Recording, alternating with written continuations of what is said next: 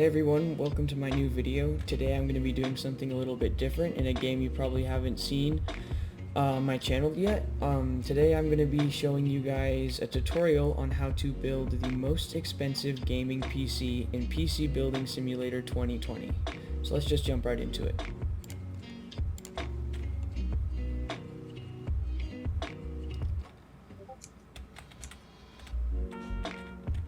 Alright, so the first thing we need to start with is the case. This is the Tech Enyo. This is one of the most expensive cases in the game at $500. We're going to be using this one because it's capable to house two different water cooling pumps, and that will add a significant amount of pricing and also really good looks to the overall build.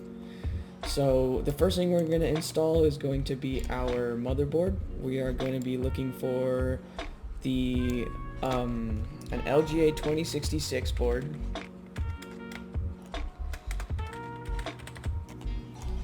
and out of all of these, the most expensive board is the Asus ROG Rampage 6 Extreme. This is an LGA 2066 socket. We're going to install one of the top tier processors that we can put inside of this machine right here. So we're going to go ahead and pop that open. Our processor is going to be the Intel Core i9 9980XE. So let's go ahead and install that. Just going to go ahead and throw on some thermal paste while we're at it. And now we're going to move on to the RAM. Alright, so let's pop all of these open right here. And we have to use this motherboard because it can hold the most, this has the most sockets for random access memory, since 8 is what the LGA 2066 socket can support. The most expensive RAM in this game is the G-Skill Trident Z RGB 8GB at 4800 MHz. We have 8 sticks in inventory right now, and we're going to go ahead and pop those in.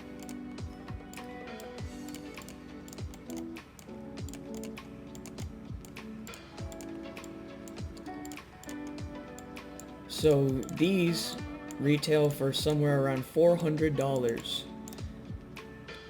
Alright, next thing that we're going to install now is going to be our M.2 NVMe SSD, and this board has a lot of capabilities around storage because it has this card right here, which you can put an NVMe SSD on either side of that, and also an NVMe SSD right here in this motherboard. This drive bay right here covers it up. So we're gonna go ahead and grab our most expensive NVMe SSD. That is going to be our Corsair 4 Series MP500 M.2 960GB. We have room for that right here.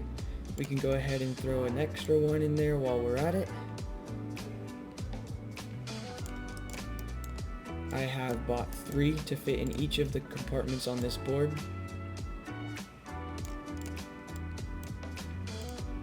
Alright, now that we have our storage in place, let's go ahead and throw on our CPU cooler.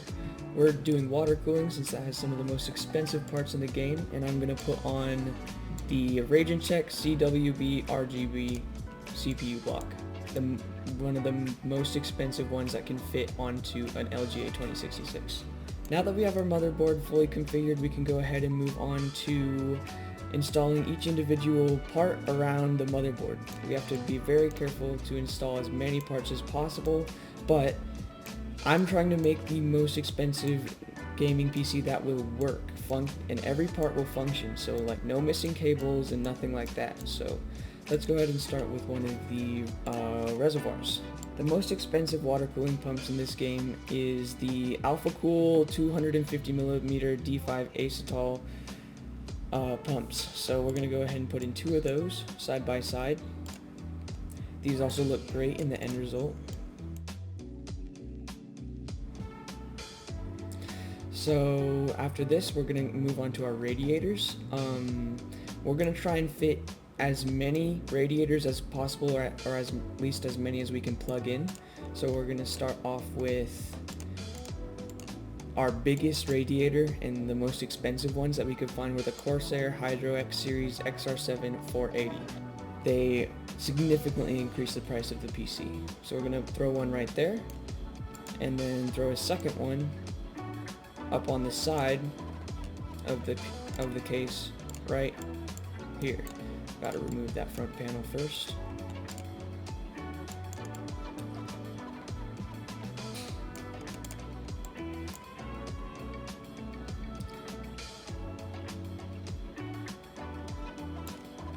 Alright, now that we've got those radiators installed, we can go ahead and make sure that both of those are going to be able to plug in, because we have to make sure that all the parts are fully functional in this build.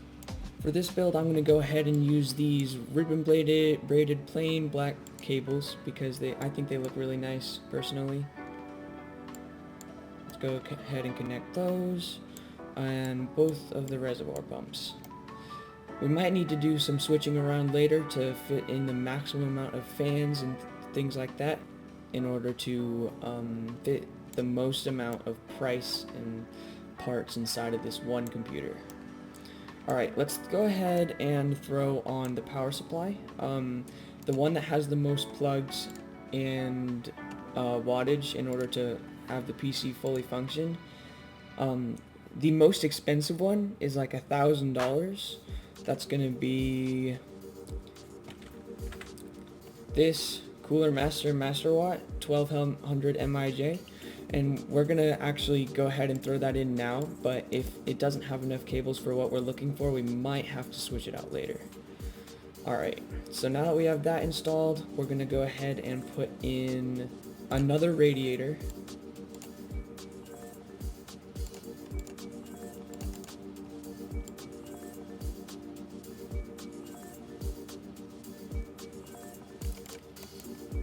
Just right here, just like that.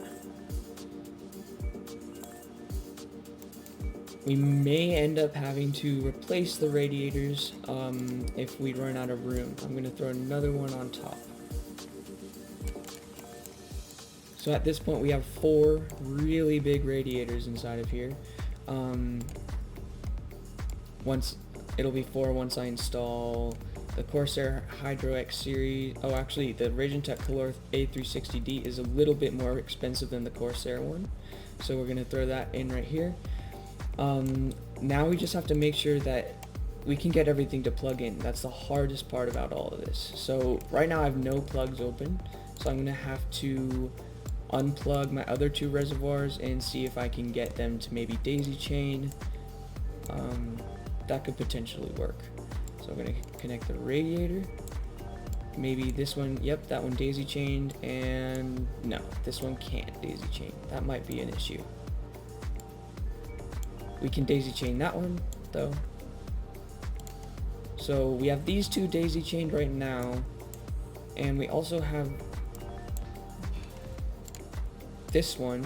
We may end up having to remove this radiator down here, which is not an issue.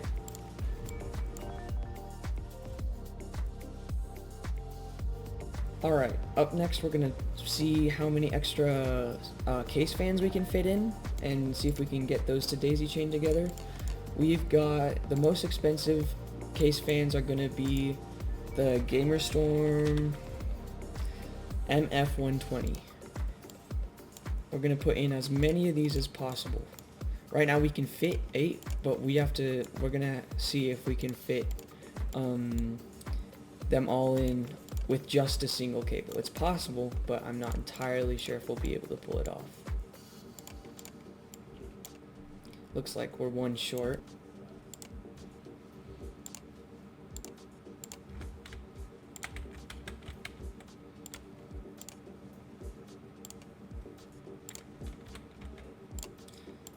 Alright, now that we have all of our case fans in here, we can go ahead and see if we can get them to plug in.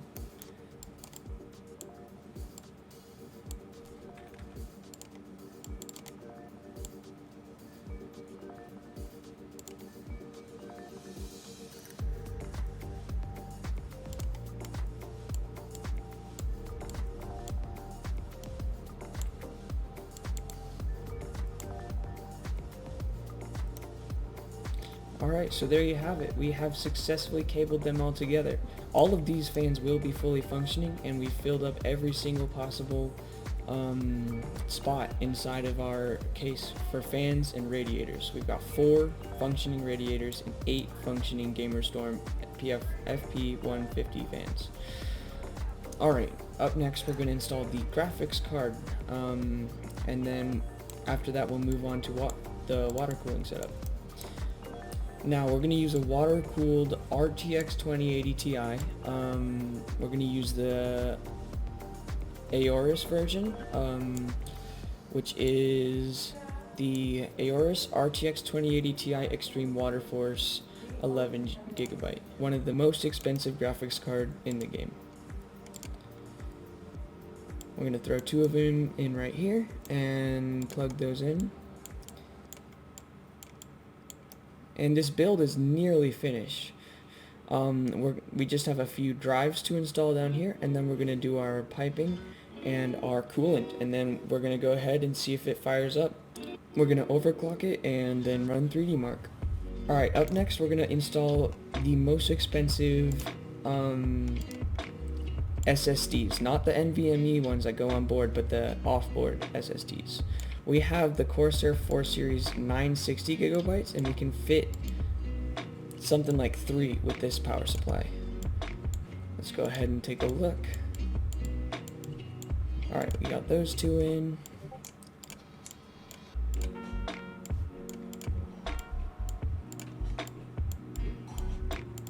Alright, and this power supply has just enough connectors to get all these. I'm not sure if it can fit any extra, but we are completely filling up every single spot in this case for components. We've pretty much missed absolutely nothing.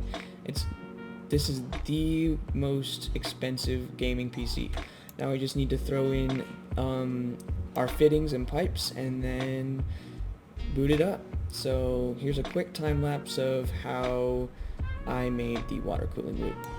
I'm going to be using the Ragentech Peleus RGB fittings because I'm not entirely sure if it affects the cost, but they are some of the most expensive to buy when you are in the campaign mode for PC Building Simulator. The key with this water cooling loop is to keep the 2 loops separated so that you can use different colored coolants, and it adds a bit of complexity to the system, and it also looks very nice. So make sure that you keep your loops separated and include 1 of each component inside, like a reservoir and a pump for each loop. Since I have 4 radiators, I'm going to be using 2 radiators for each loop.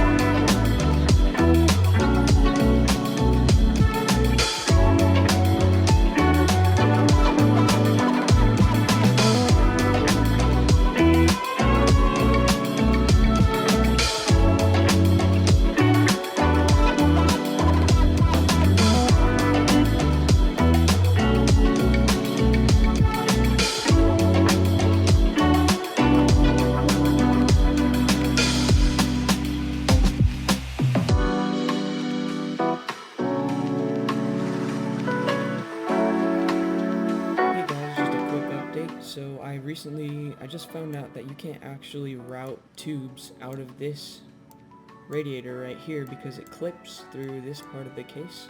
So what I'm going to have to do is replace that with a slightly shorter but equally expensive radiator. So I decided to go with the Tech Color C360D since it has these holes right here instead of them clipping through all the way up here. This will work much better and it's not that much cheaper. I'm already using one back here. So my plan is each loop is going to have 2 radiators, so this one will just have 2 matching radiators.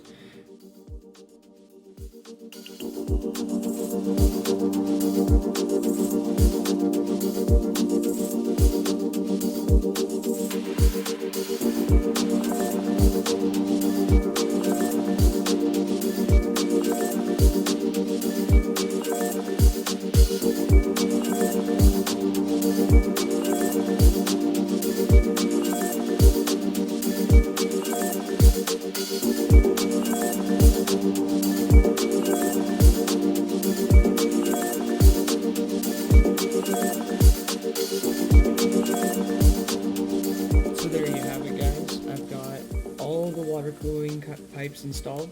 These are actually 2 separate loops, and what's going to happen is this pump goes in from right here into the back of the case. Now from the back of the case it goes down to this Tech 360mm radiator, and out of there it goes back through the front of the case through this top hole and goes straight into the CPU water block. This CPU water block comes out into this 4-fan radiator, and then out of there and back into this pump. It's a similar story for this one. It goes into the back. It's going to come out right here. It goes into the radiator, back out of the radiator, but this time this is going to go through the graphics cards, and that's going to go into the graphics cards, out, and into the second Tech radiator right here, out of there and back into the pump. So I'm going to go ahead and cable this up again, and everything seems to be cabled up perfectly. So then next step is to fill it.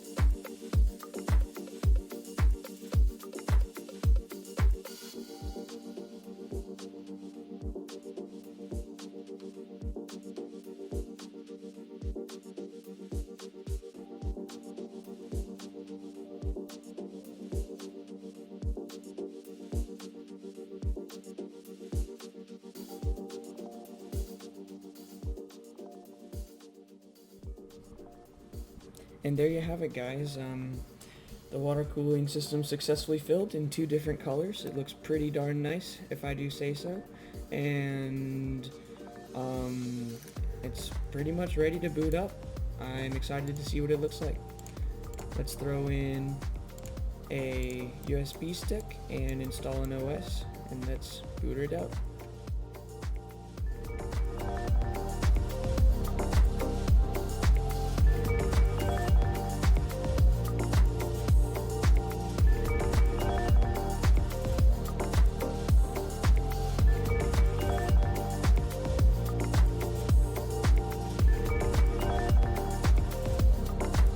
As you can see, this thing can download really fast. It takes almost no time to get each of these installed into my computer. So far, the performance is looking great.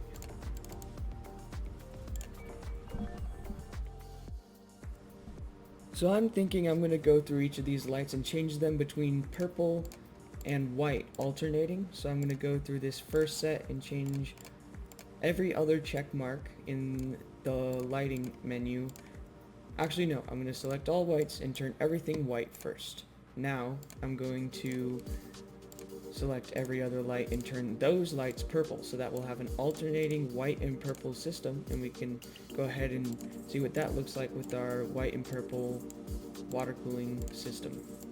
Alright, so now we go ahead and switch our color to red 255 and blue 255. I'm going to go with a slightly darker purple than that, maybe around, that's more of a blue, let's go right there. I like that nice dark purple. I might adjust it in a moment. Yes, right there. So I'm going to go ahead and turn everything to that. So now if I scroll up this menu, you can see all the lights are alternating white and purple. Now let's give the PC a look.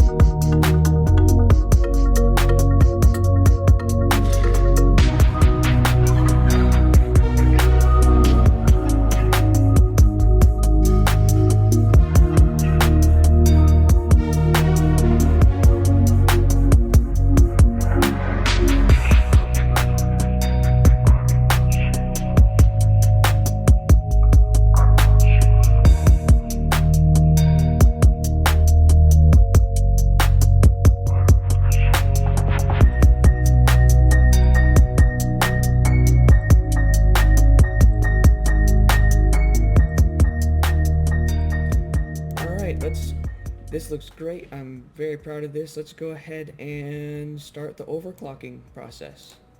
We're going to go into here and open up our, let's start with our GPU, and we're going to open up GPU tuner and overclock. I'm not sure what the abbreviation is for, but OCCT. Let's go ahead and put the voltage all the way up, since we'll probably end up needing as much as we can get. And I'm pretty sure the failure temperature is somewhere around 95 degrees for these graphics cards. So I'm going to start pushing up the core clock and pressing apply until I either take up too much voltage or I BSOD the computer, which means blue screen of death. That's when you get some sort of component failure or thermal throttle or something like that.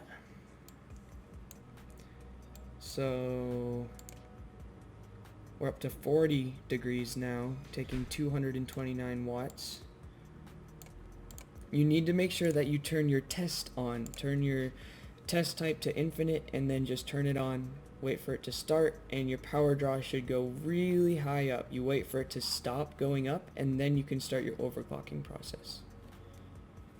Alright, so there we have it. We have 768 watts being consumed right now, so we can go ahead and keep pushing our graphics card stats upwards, our core clock and our memory clock, until we hit, let's aim for 900 watts, and we'll save the last 100 watts for our CPU overclocking.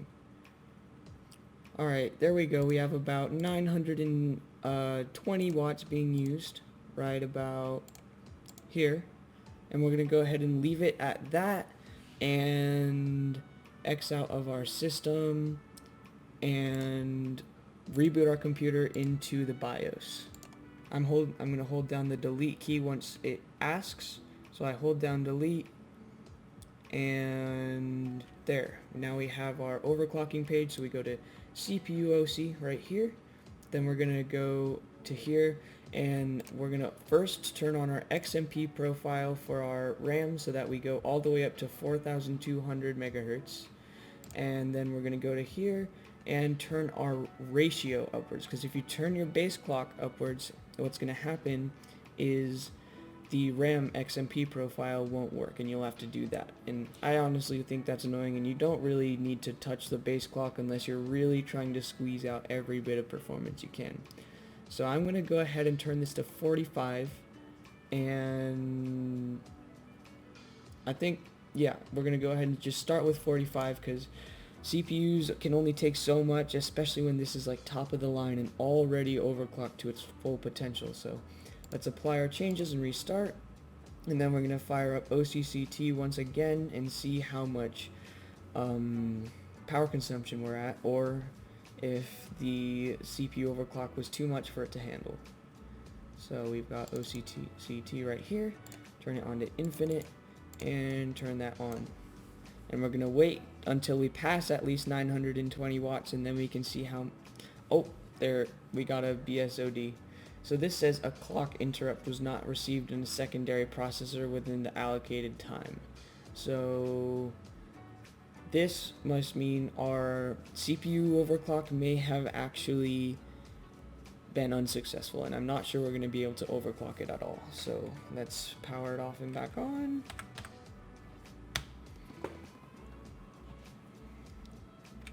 Let's undo that clock we just did. So now we're back to 4400 megahertz, which is still plenty. It's very, very fast. So let's start messing with the base clock at this point. Let's put our base clock, let's go for 44. I like that number. And then now that we can't use our XMP, we're gonna go all the way up to 4242. That'll work perfectly. Let's put this up to 1.65 volts, and our CPU voltage will go all the way up to 1.6 volts. Alright, this says you shouldn't go above 1.5, but most CPUs are still safe at 1.6 volts.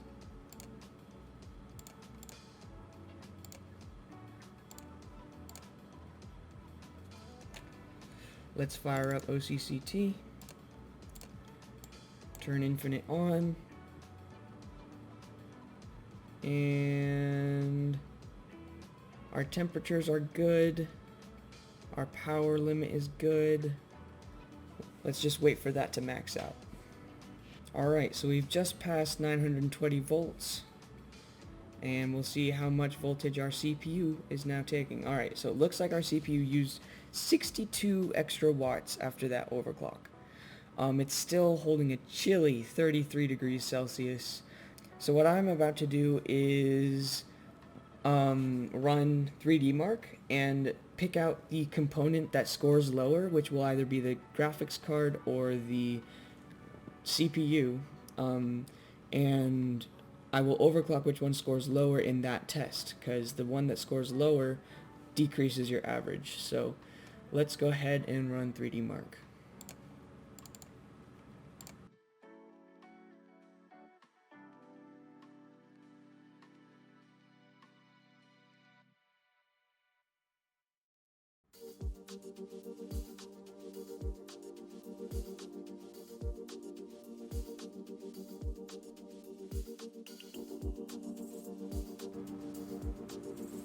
Alright, there you have it. We have 22,670 for our Time Spy Extreme. That's not my best score I've ever gotten, and it looks like our graphics card score did great, but our CPU score is subpar. So I'm thinking that we're gonna overclock our CPU to the highest potential we can get it, and run this test again. So let's open up our BIOS again.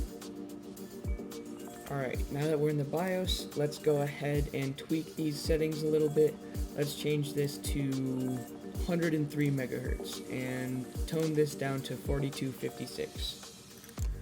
for the sake of voltage. Alright, let's apply those changes and then we can go ahead and test our results.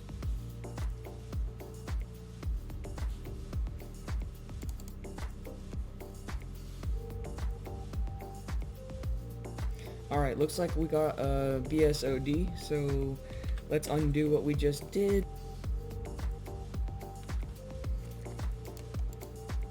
Alright, I'm thinking that 4488 is probably going to be our final clock for the CPU, because it keeps, I can't tell if it's overheating or if it's a wattage issue, but that is the highest that I've gotten it so far. So I'm going to use the remaining wattage that I have on my power supply on the graphics card, which is much faster and simpler to do. So I'm going to open up OCCT, turn it on to infinite, turn on the GPU tuner, and slowly drag up the clocks higher and higher. It'll increase the power draw, so I wouldn't go maybe up past here before checking your wattage. And I do have 1200 watts in this computer, so I can't let it go above that. Let's go for a 2000 megahertz core clock and 1970 megahertz memory clock. That's a good starting point for our overclock. Alright, we just passed 1000 watts, so we're definitely getting up there. We can't let it go past 1200. It's at 1100 now, so I'm gonna declock it before it BSODs. Oh, but it looks like we actually just hit our max. So let's just hit these plus signs a little bit and keep adding wattage. So let's go back up to 2000, apply that, and we're up to 1090. Put this back up to 1070. That was a pretty good clock. And we're up to 1111, so we can get a couple more button presses out of these. Let's do one more out of this. Oh, we can do one more. 99. Alright, if we go up one more, it will BSOD. And just to show you that, I'm gonna go ahead and do it just for fun. So let's go up to 2072 and bam, just like that, told you. So let's power it off and get it right back to where I had it. So what I just did was so I can undo this right there, apply that, and this is our maximum overclock. We're using all of the wattage in our system. So let's go ahead and test it, and this will be our final mark.